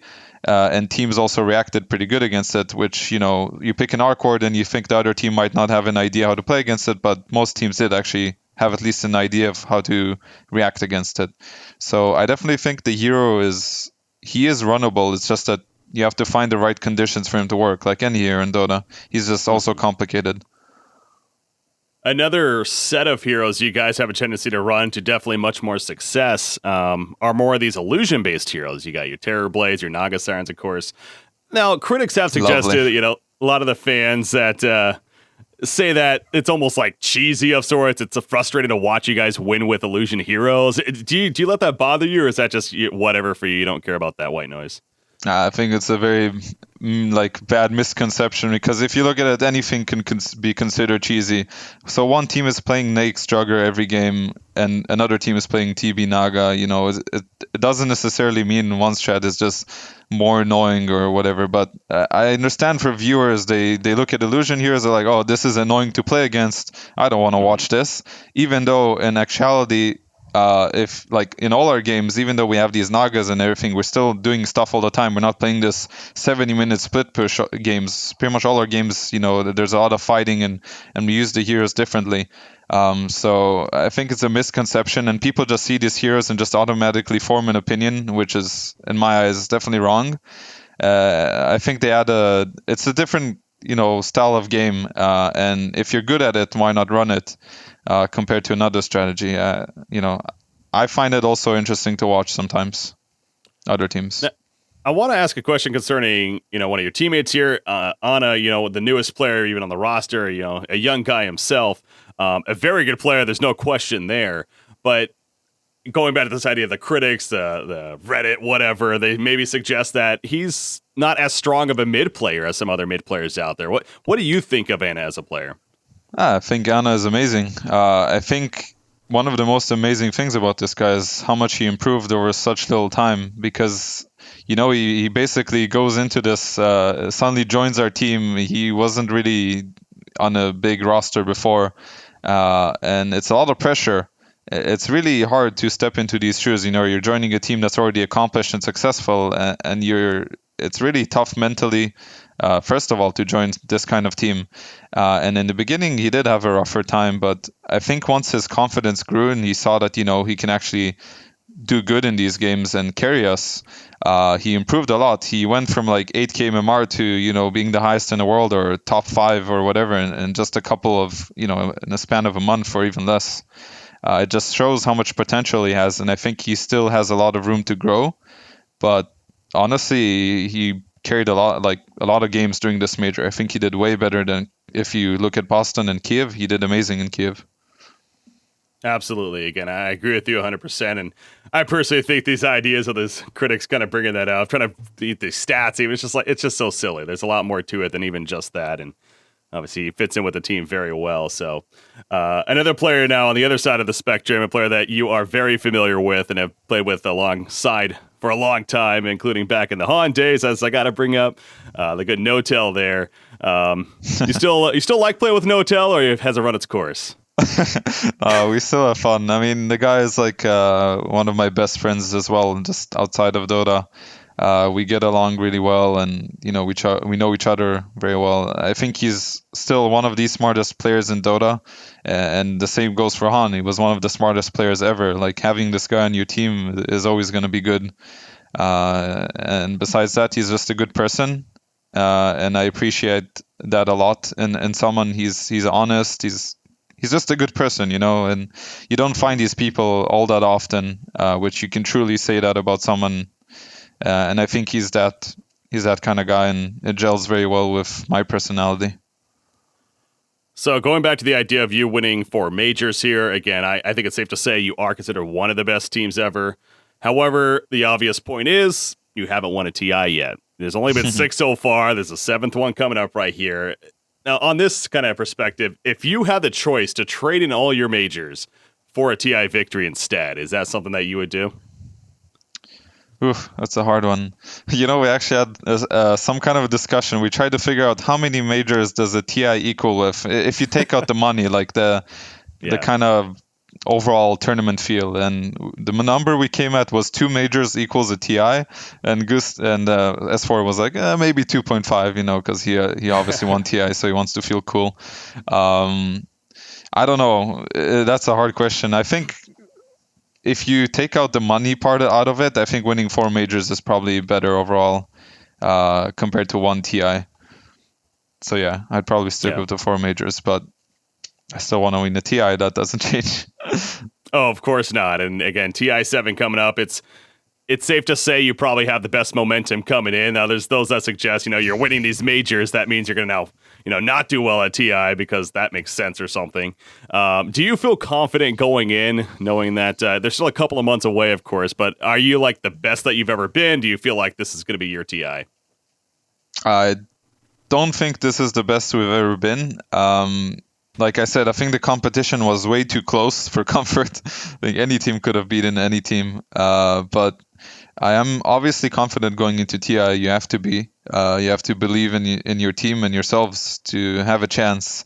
I think we've learned a lot. I've learned a lot as a person over the losses we had. And, I haven't had a good TI run yet, which is obviously something that's on my mind. But there's good and bad right now, which the good thing is, we're feeling good. I know we have a good team and I know we can beat any team. The bad is that there's going to be a lot of eyes on us. And if we're not prepared mentally, then this could bring too much pressure to us and pretty much be a repeat of what happened last TI, where I felt like we were actually the best team or probably the top 3. In that tournament, but we crumbled under the pressure to ourselves in the end. We lost to ourselves. Obviously, the other teams we played against were good, but I think on a normal day, we would still beat the teams we played. And I don't want to sound cocky or anything, but that's just how I feel about it. But it is a mental game. One team plays to win, and the other team is playing not to lose. So the team that's playing not to lose is going to lose. That's just how it's going to be. Yeah. You, as well as other top-tier Western teams at least, EG definitely comes to mind, you don't really participate in as many offline events anymore. Are you fine with that? Do you like that idea? Or would you rather actually be almost forced to play in these offline events with whatever system? You mean like qualifiers and all these qualifiers things? Or just like offline? Because I feel like that almost takes away from your preparation to an extent. But obviously you're winning these majors, so clearly you're prepared. But is there part of you that almost wishes you did have to play more tournament matches? Or are you fine with just how it's at? You just play the LANs and you're good? Well, the way it's been is that having to play these qualifiers would be a scheduling disaster for us. Not to mention Anna is from Australia, which would bring us more trouble to figure out a place for him to be. So I'm happy we don't have to play the qualifiers because we've been doing good. I do understand what you mean, though, where it might feel like you don't get enough practice. But I think if you do go to a good amount of LANs before, like, say, TI or a major, you're going to be able to get all the practice you need, because having qualifiers all the time and playing nonstop can also bring you into a kind of a, I don't know if complacent is the right word to use, but you're kind of repeating the same thing all the time, and it doesn't allow you to grow as much as you would go to a LAN, which I think you learn more, and then you might bootcamp before or after a bit, and then you learn so much in a short span of time, and then you have time later on to rest up and do this again and again. So I don't think qualifiers are bad for teams who are just starting out and need this kind of momentum, but I think for the state we're in, I think it will be a bit too much for us. Maximum just one tournament, not more than that. Yeah. So as far as matches that you do have coming up, tournaments that you have coming up, I'm looking through right here. It looks like you got the Manila coming up, you got Epicenter, you got the MDL. So you do have some big LANs. Is there any of those that you're really looking forward to, or are you just looking forward to getting back to playing again? Well, I have a special love for the Philippines because Manila Major was pretty much my favorite tournament of all time. The people there are incredible. Passionate fans make playing so much better. So I'm definitely looking forward to Manila Masters. And to be honest, the same can be said for Epicenter. I think the CIS fans are also incredible. So all these tournaments are actually going to be a lot of fun. And this will be like a very good build up towards TI. One last thing I wanted to kind of go over, and is not unique with you guys, but I feel like you, especially as a player, has kind of stressed this idea. You're known as one of the more maybe physically prepared players, actually, in esports, let alone Dota 2. And we even saw the video with OG getting ready for the Kiev Major, where you guys were hiking up a hill as a team, and Anna was tired as hell after that. Yes, he needs to work out. Well, going on that note, how important do you think it is to be physically prepared going into esports events? I mean, this is just personal opinion, of course. I think it helps. I know it helps me. I just feel better. I feel, like more relaxed, and my brain works better when I do get to work out. Obviously, I don't think it's the most important thing, because else everybody would be doing it.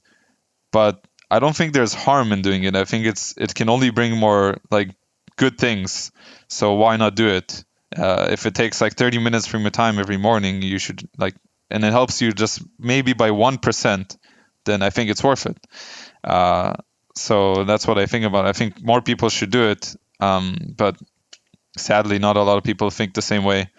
But there's no harm it can bring. So I think it's good. I think it's good as well. I agree with you there, of course. So, well, Fly, always a pleasure, and I really do appreciate you taking the time to join us, man. Any shout-outs you want to give, actually, before we wrap up? Just shout out to our sponsors, Red Bull, and obviously OG and my teammates. And thanks for having me. It's cool to talk to people already, but I'm excited to see you in more lands as well, I hope. Yeah, hopefully I get to see you at some upcoming lands. If not, I do plan to be at TI at the very least. So thanks again, Fly, for joining me.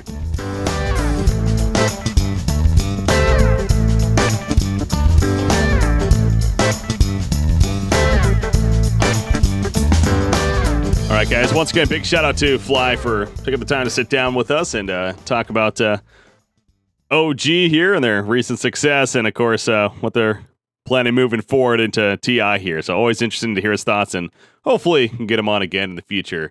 Perhaps after they win TI. They're definitely going to be the team to beat, no doubt. But moving things along here, I want to bring on my next guest actually here shortly. As I mentioned, I'm going to be joined by Milton of DreamHack. But before I brought him on, I wanted to kind of go to one of the main points why I liked to have him on for this week's show.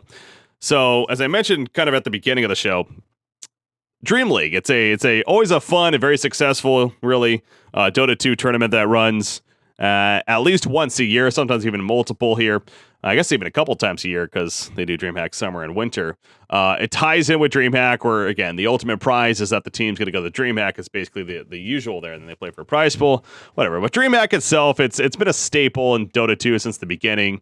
Over there in Sweden, and now they're expanding to many countries.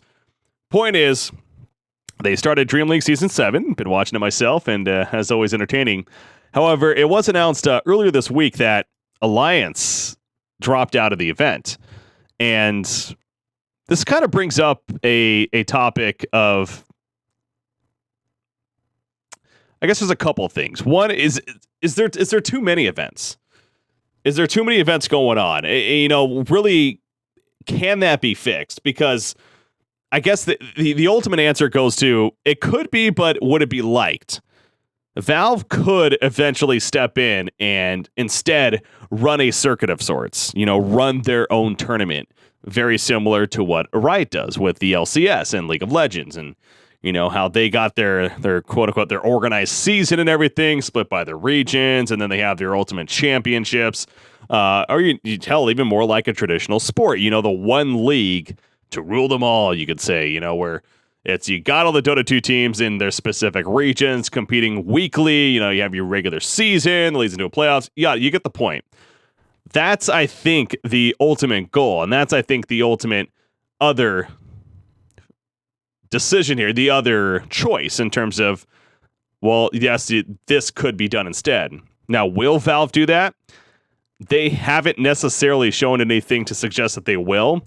And they might not ever, because the idea of all these third parties coming in and hosting said events is definitely generating a lot of interest and a lot of money for the scene as well. So, because if Valve was to do that, they would basically need to match, plus more even to an extent, as far as how much money is being put in. And there is a lot when you factor in all the lands throughout the year, and obviously they already do plenty with TI, but then it would have to be, even more on that with all these events happening in between. So I can't sit here and suggest that there's too many events going on. I've said this before, I actually kind of like that there's so many events going on, and I like that there's different events in different regions. We got the Epicenter coming out. It's going to be in Moscow. We got Zodak that's going to be in Taipei. We have Dream League with the DreamHack event. It's talking about this one where the finals are going to be in Atlanta for the DreamHack American tournament there. Summit 7 going to be in Los Angeles. It's all over the world. It gives players a chance to travel all over the world and everything. It's great. It's great in that purpose. But this is a problem that it can't keep happening. I mean, somebody that's worked behind the scenes and, kind of been on that other end as an admin, as an administrator for events or the production of events, there's so much work that comes into play as far as setting up said event. So going back to DreamHack and Dream League specifically, last season for Dream League, they actually had, I want to say it was something like 5 or 6 teams drop out during their league play. Now, the biggest problem with that was a little bit more on Valve's side because Valve actually, they released their schedule very late for the Boston Major. And that caused many of the teams to drop out. But then you also had cases where I think it was Team NP, they dropped out just because they started poorly. And so they ended up having, I'm looking back now, since they announced their initial team roster, they literally had 6 teams drop out from the very beginning. So what was originally the team said all good to go, 8 teams in total, 6 of them ended up changing over that period. And so all of a sudden, what was initially all this hype around, these big name teams, all of a sudden got a little less. And it really hurts this work and all this effort that's put into it, again, from the production, from just the organization itself. And it kind of makes you wonder, do the teams themselves, do players have too much power when it comes to making decisions like this? As far as signing up for an event and then later on suggesting that, well, they don't feel like playing it anymore.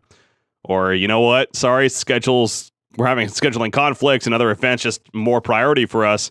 We'll just focus on this other event instead.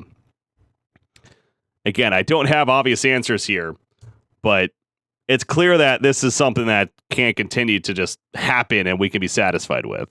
All right, so now let's bring on our next guest. Milton, how's it going, man? I'm good, Breaky. Getting a bit late here, but always happy to talk with old friends. Yeah, I appreciate it, man. Definitely always fun to talk with you as well. And Milton, what's your real name, by the way? My real name is Michael, so all right. My nickname is also a given name, and it causes more problems than you would know. But Milton is usually the name everyone knows me of. I was going to say, I mean, myself, even my wife, well, maybe not my wife. She refers to me as Nick, but a lot of my friends refer to me as Breaky. It's just, it's just that name online. So I know where you're coming from, man. Yeah. No, but happy to have you on. And it mentioned, so you're with the Dream League. What actually do you do with the Dream League here? My role currently is project manager, and I've been with Dream League since the start as a producer, firstly, and back then in the first season 0, season 1, 2, 3, we did a big Swedish production that we also broadcasted on TV once a week, and then we also did the LAN finals on TV.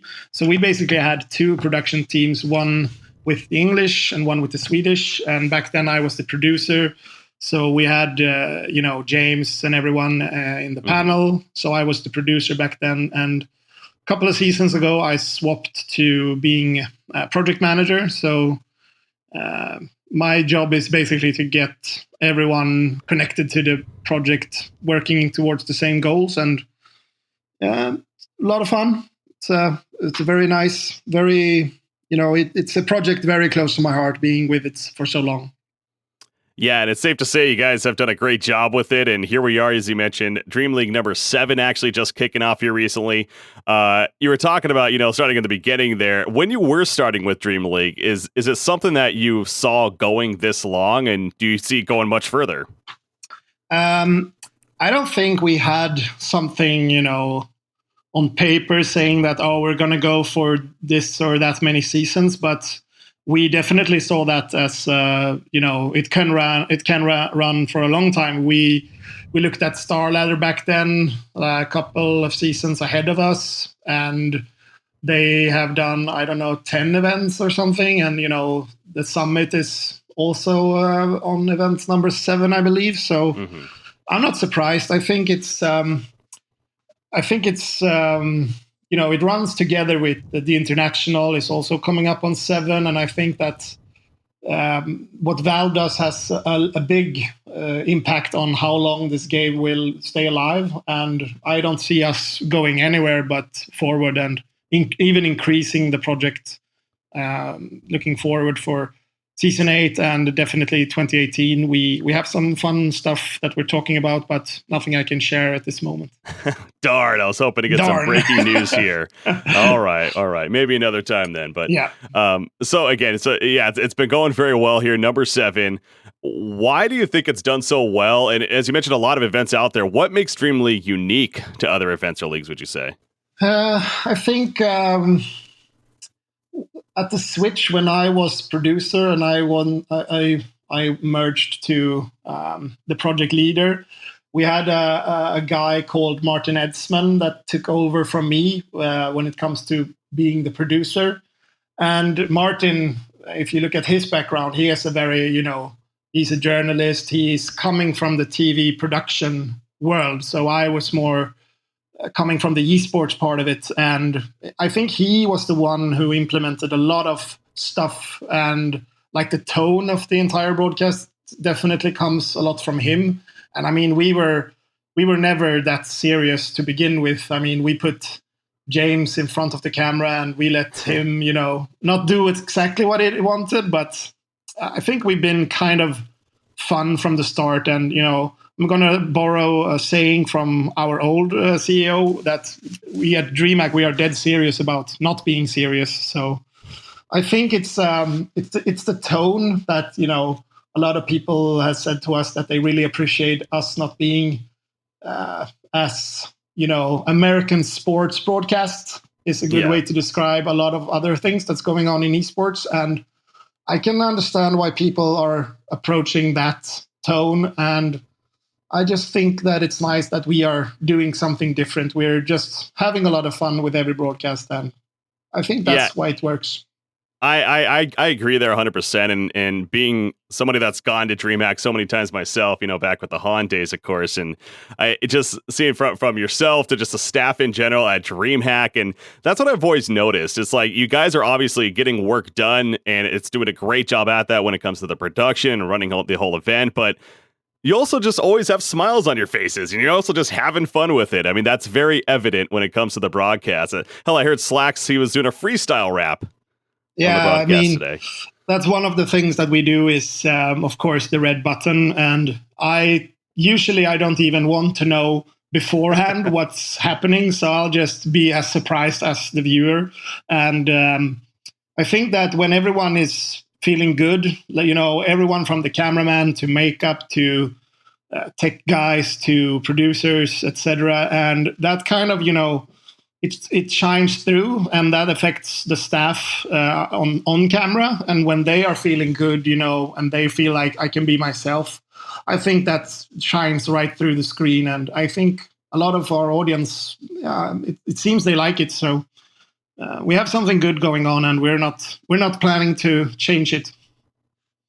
So there's a lot of fun for sure, but there's a serious side to it. Again, it takes a lot of work and effort, manpower behind the scenes, and like yourself being the event manager, is there something that stands out as what we suggest is maybe difficult, that really is difficult in putting these events together?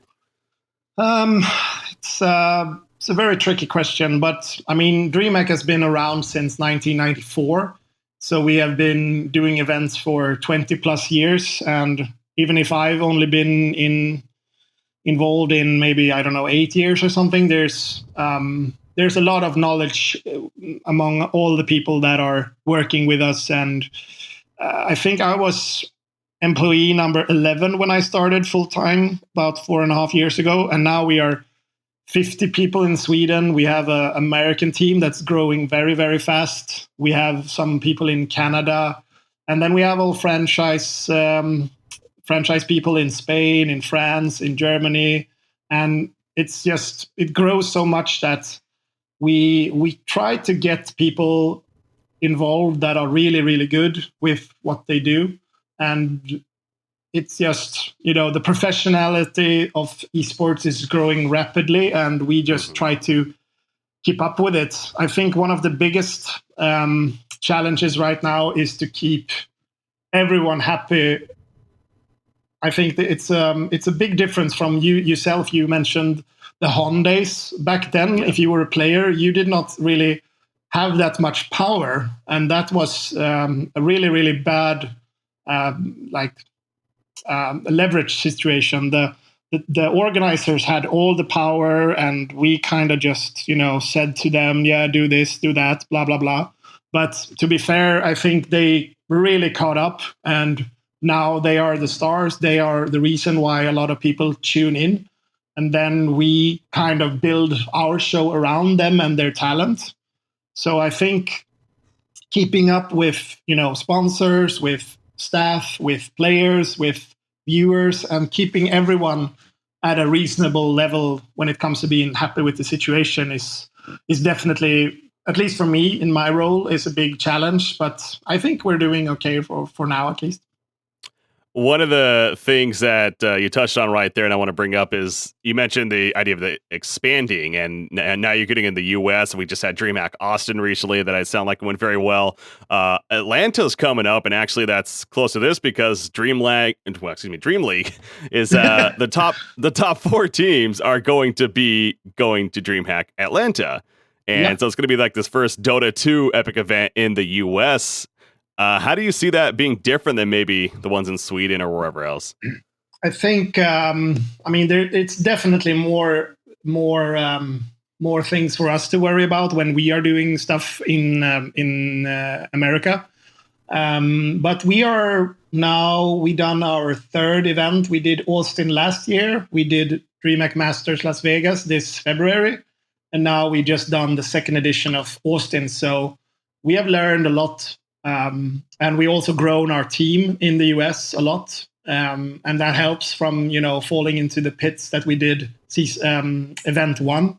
So I think a lot of it has sorted itself out, but it's hard to it's hard to explain. I mean, you have a lot of stuff with, everyone needs to get a visa. We need to ship some stuff to America. We need to buy stuff to make sure that, okay, we have a setup over there now that we can run events with, and we don't rely that much on people bringing stuff in their carry-ons and whatever. So, everywhere you go, there's a different set of laws, and there's different things with venues are very different from one venue to another, can be completely different rules. And there's just a lot of stuff that you need to check that you are in line with what you want to do. Yeah. Now, another thing that I assume is pretty difficult when it comes to putting on these events is the whole scheduling aspect and, working with the teams and making sure that all works out in itself. We had an announcement here very recently that Alliance actually ended up having a dropout of this season, replaced by Elements Pro Gaming. And EPG, by the way, always seems like a team that's willing to replace other teams and fill in those spots. But so good for them at least. But, that's got to be frustrating, right? I know last season you also had some teams dropping out, unfortunately, during the season. How does that really affect things? It's very, very hard to plan around stuff that is completely outside of our control. I think this season is very, very different from last season. Last season, we got a little bit squeezed by the Boston Major being announced pretty late, I want to say. I don't really remember. Yeah. But there was a lot of teams that, they had these thoughts about Boston, and not knowing when it was going to be, we kind of said to teams that, okay, if there is a major on top of us, of course we can't compete with that. And we totally understood where everyone came from. So a lot of the teams dropped out last season. I had no issue with them dropping out. We knew from the beginning that these teams are very likely to get invited to the major. So there were no hard feelings. There were some teams that maybe not the they did it so nice. And if you are down X number of games and you see that we can't qualify for the LAN, when people drop the league at that moment, that's what's really frustrating. And it doesn't matter how far ahead you plan. It's just a group of people that wants to do what's best for their careers. And if that's going to another LAN, that's good for them. But it really hurts the scene in general, I want to say.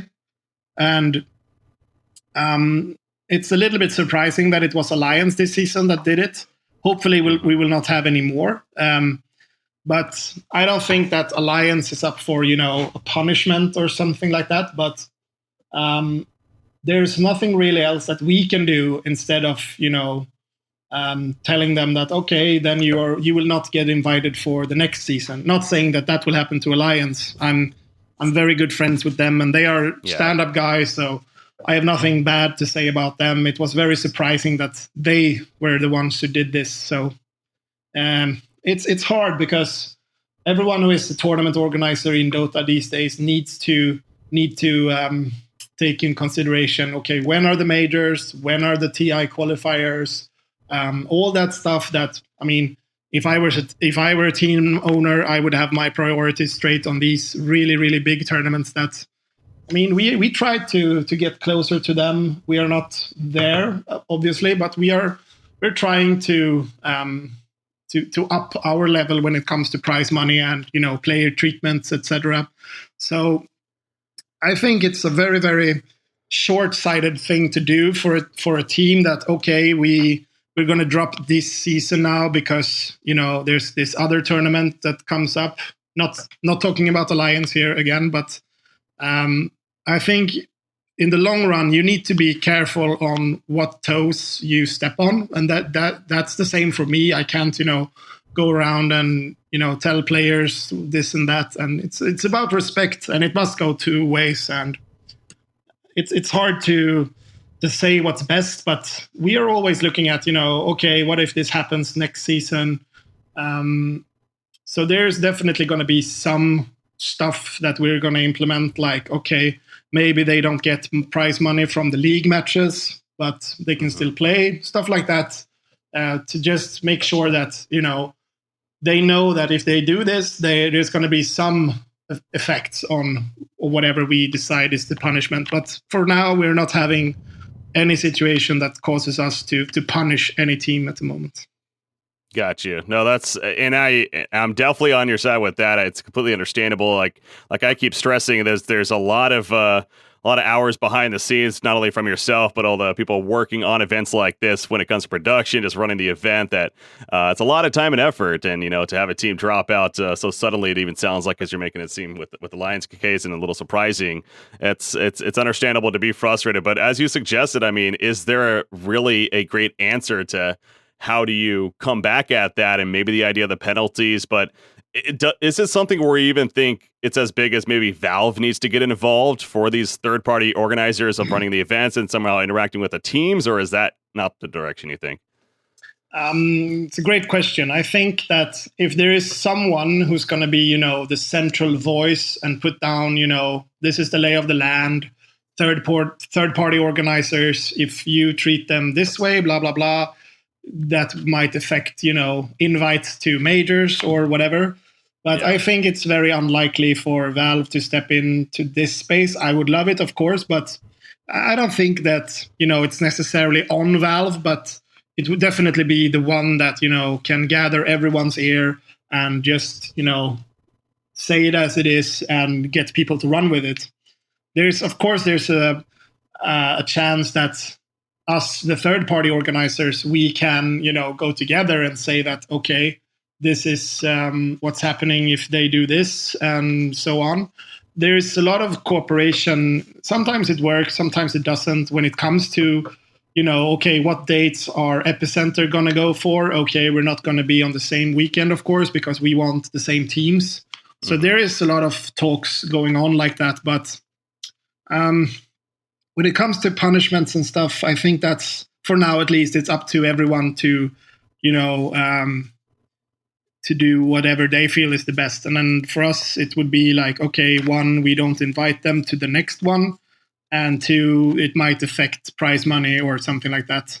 I mean, last season, I think NP was one of the teams that dropped, and then it was like, okay, your prize money is it's gone. You didn't complete your side of the bargain, so that happened back then, and that's something that could come into effect in the future as well. But it's a very, very hard situation, because what happens usually is that a lot of organizers, if you look at their schedules and stuff, they and us definitely, I know this for a fact, that I don't want to run, half the league before Kiev Major and then half after, because there might be so big shuffles going on that, everyone is on a different team, and, who's deserving of the invites, yada, yada.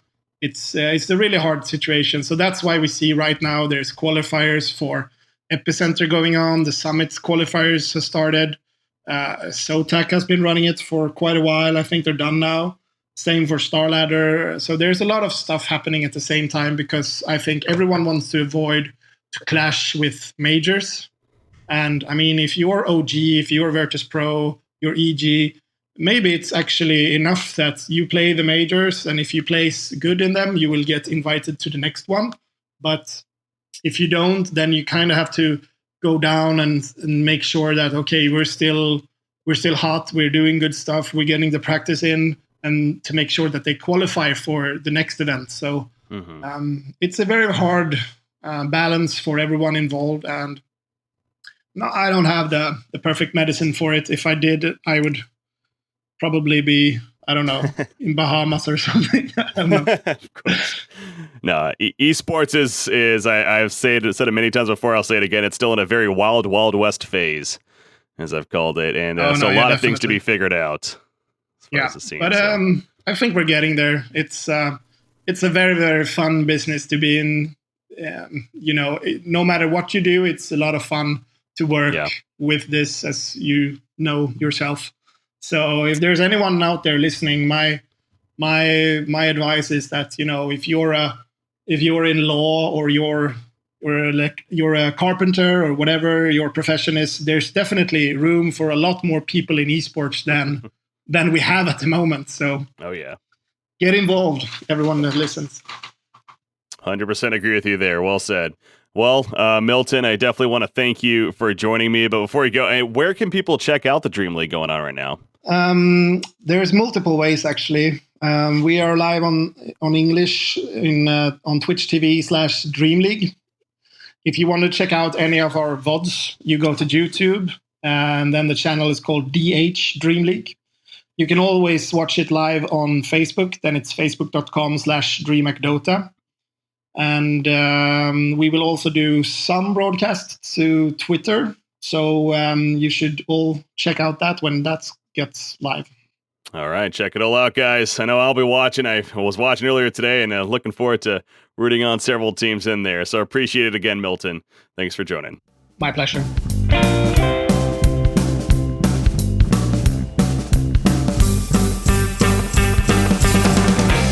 All right, so once again, thanks to Milton for taking the time to join us here to talk about the ins and outs of the Dream League, especially, and again, his take on the whole Lions situation there. And yeah, as he said, again, it's something has to happen. I mean, he had some decent ideas there, but there is no obvious answer, right? As I even stressed there, it's a wild west, man. It really is. So not, again, also on top of that, it's not, I don't consider Alliance evil people by any means for doing this. So stressed before, Alliance is one of these teams that I actually honestly root for. Again, having players like Hanskin, some Van Limp especially, I think they're a solid team and going to be good. And I by no means think this was just it's them, being frankly dicks about it or anything. But it's still something that, from their perspective, sure, they might not have been doing something wrong, but clearly it had an impact and has impact moving forward for a lot of people.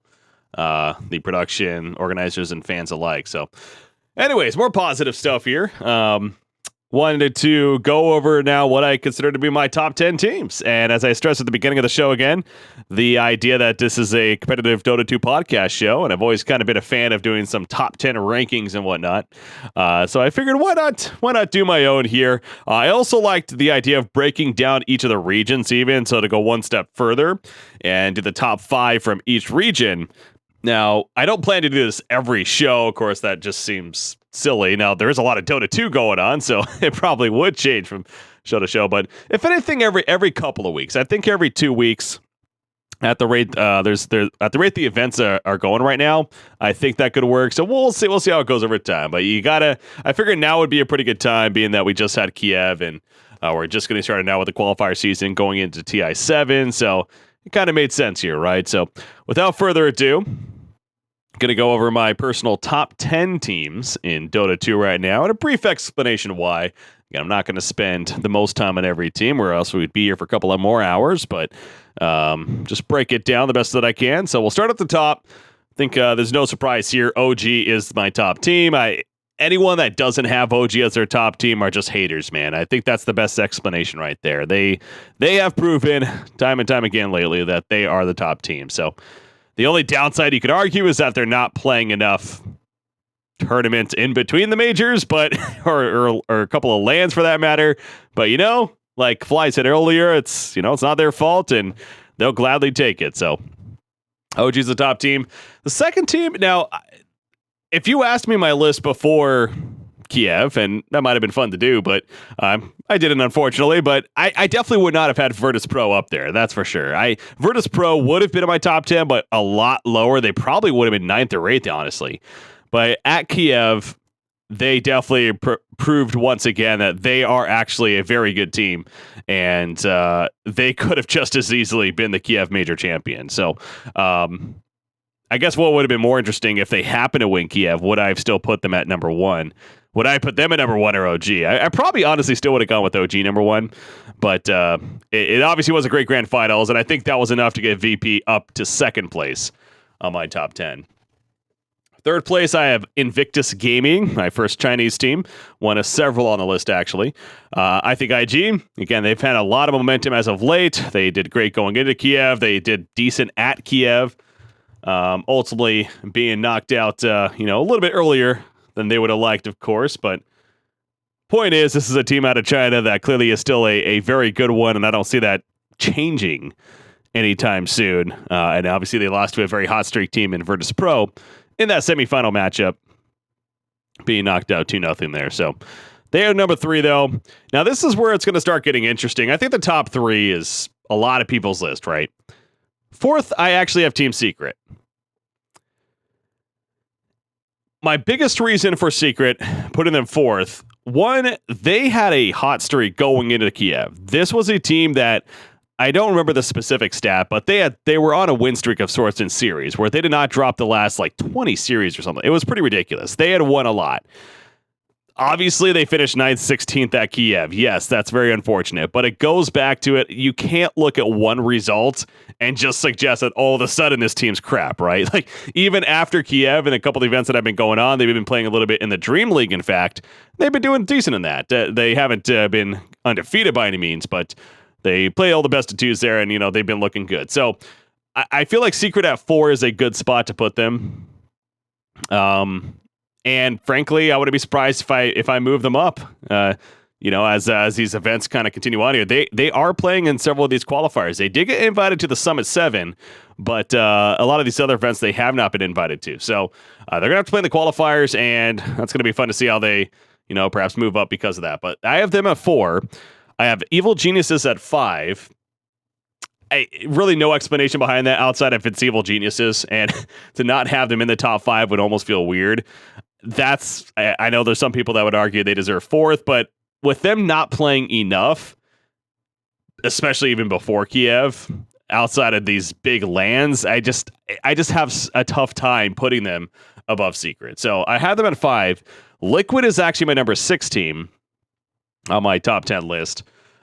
Liquid, again, a case of, some may say it was a little bit of a disappointing finish. I don't think it was. I mean, they got top 8. They lost to IG after a 2-1 series to them.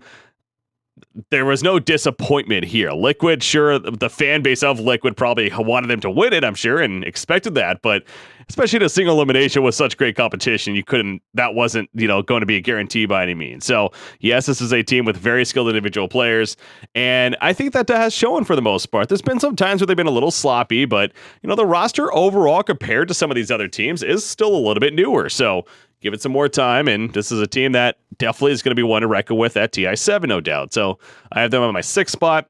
Newbie, they're one of these teams where before I might have had them top 5, but Kiev themselves, they actually didn't do as well as expected, and they've kind of dropped down. But I still feel like this is a team that is one of the scary teams in China. In this case, even second behind IG, of course, and I have them 7th overall. LFY, I actually have them in my 8th spot. LFY kind of jumping up quite a bit. Maybe this is kind of living in the moment, but again, just qualifying for Epicenter. They're deep in another one here. I'm blanking right now. I want to say it's a Summit 7 qualifiers.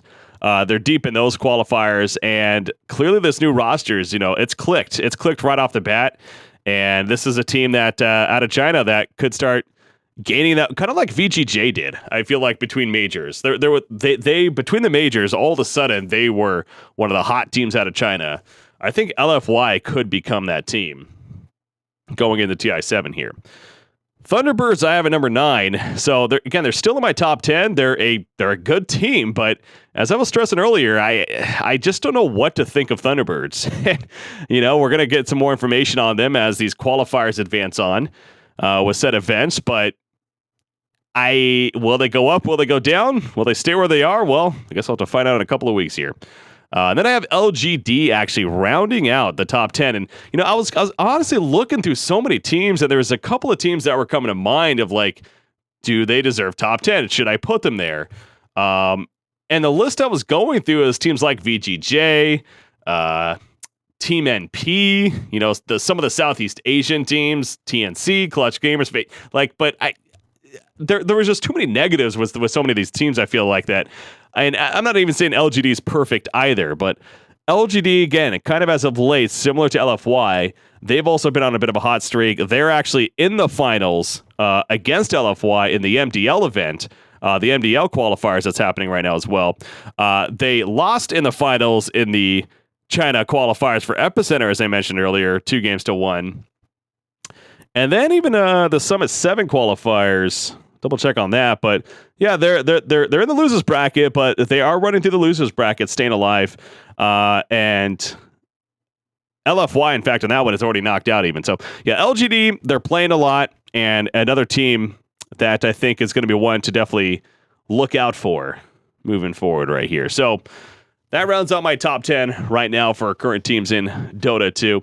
Breaking down the regions. So in China, we have IG, Newbie, LFY, LGD, and then VGJ. I think that's a pretty sound top 5. I can't see any other team, bumping out any of those. So that's my top 5 from China. As far as Europe and CIS, I would have OG, Virtus Pro, Secret, Liquid, and Na'Vi. Yes, Na'Vi, the Na'Vi. I decided to combine EU and CIS for this case here too, obviously, but Na'Vi, they've been on a hot streak again lately. This is another team that, post Kiev, they've been taking advantage of these events now. They Seneko joined the roster recently. We talked about that, replacing RMN, and it feels like that's definitely been a much better fit for them. They've been looking pretty good. So Na'Vi kind of squeaks in there in that 5th, 6th place spot. There's a couple of other teams that maybe come to mind, something like an Empire, a Vega Squadron even. Then you have your teams like Alliance and, these other European teams, but it's just, and none of them really stood out more than Na'Vi to me, at least with what we've seen here just post Kiev. But so I have that for my top 5 for EU CIS.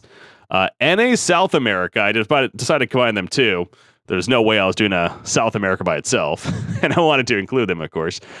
So for that, I have EG, Thunderbirds, Team NP, SG Esports, and Digital Chaos. So I even looking at this now, I don't know if I should really have SG Esports above Digital Chaos, but again, with the run that they had at Kiev, and even in some of these qualifiers, they've been actually having some decent results.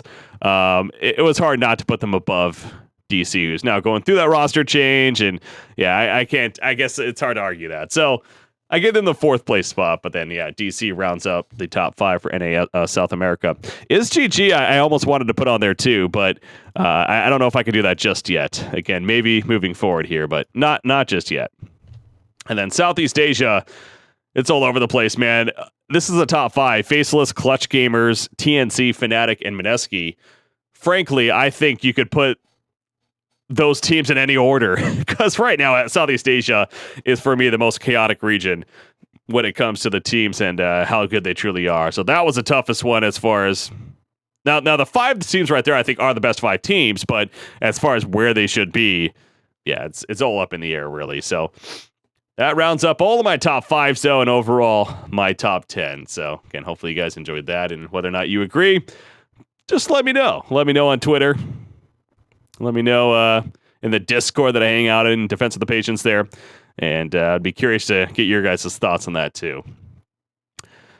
Okay, I think that leads us into the competitive surge, though. For those that may not know, this is basically the segment of the show where I go over pretty much all the events that have been happening throughout this last week here, any just big news updates as well, and in somewhat of a rapid-fire sense. So again, I don't want to spend too much time talking here on the rest of this, but kind of a go segment here. So here we go, kicking off the competitive surge. Starting with the Epicenter qualifiers, as I mentioned earlier. The Epicenter qualifiers, it's a $500,000 LAN that's going on. And right now, we are getting deep into most of the qualifiers. In fact, one of them finishing, as mentioned earlier, the Chinese qualifiers, LFY, is going on. As far as the invites, by the way, Invictus Gaming and Team Liquid were actually announced as the latest invite teams as they join Virtus Pro, EG, and OG. There is one more team to be invited, so who that team's going to be, definitely up in the air. We'll see. And then there was as I said in the beginning of the show there in that segment, IsGG defeated Complexity in 13 minutes in their game number 2. Yeah, that happened.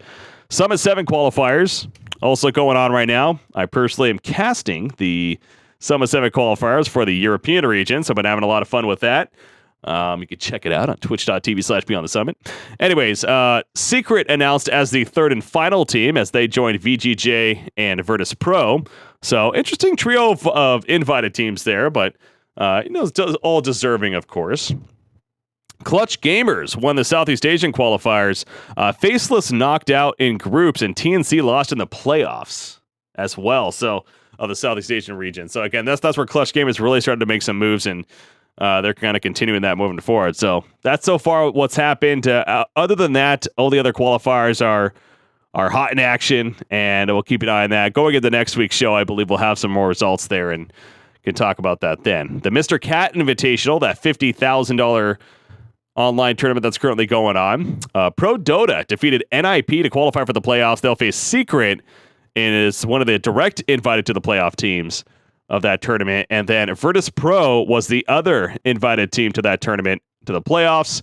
They'll play the winner of NIP versus Team Empire, actually. So it's going to come down to a 4-team playoff, and then that $50,000 prize pool breaks down between the 4 teams right there.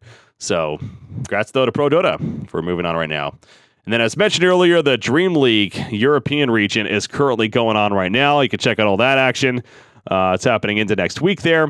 I have some results for you in next week's show. And then one more event, actually, the Mars Dota 2 League, the MDL, actually is qualifiers going on for right now. Another LAN going at. So again, a lot of these qualifiers happening. The MDL LAN, though, Invictus Gaming, Newbie, OG, and Evil Geniuses announced as the invite teams. It'll be happening in the beginning of July there. Currently, the Chinese qualifiers going on, as well as the Southeast Asian qualifiers happening. Europe qualifiers, not happening just yet. All right, guys. I think that that covers it, though, for the competitive surge and for today's DotPro. So big shout out to my guests, both Fly and Milton, for joining me. And I changed up the formatting of the show this time around. So as always, give me the feedback, guys. Let me know what you think, whether it's on the Reddit post or the tweets that you send to me, or again, even in the Discord channel that we hang out in. Be sure to let me know what you thought about the format of this show, and if it's something that you like, or maybe have any suggestions moving forward. But that is going to wrap things up officially, guys. So thank you once again for tuning in to the DotPro with BreakyCPK. Have a good night, guys. I'll see you next time.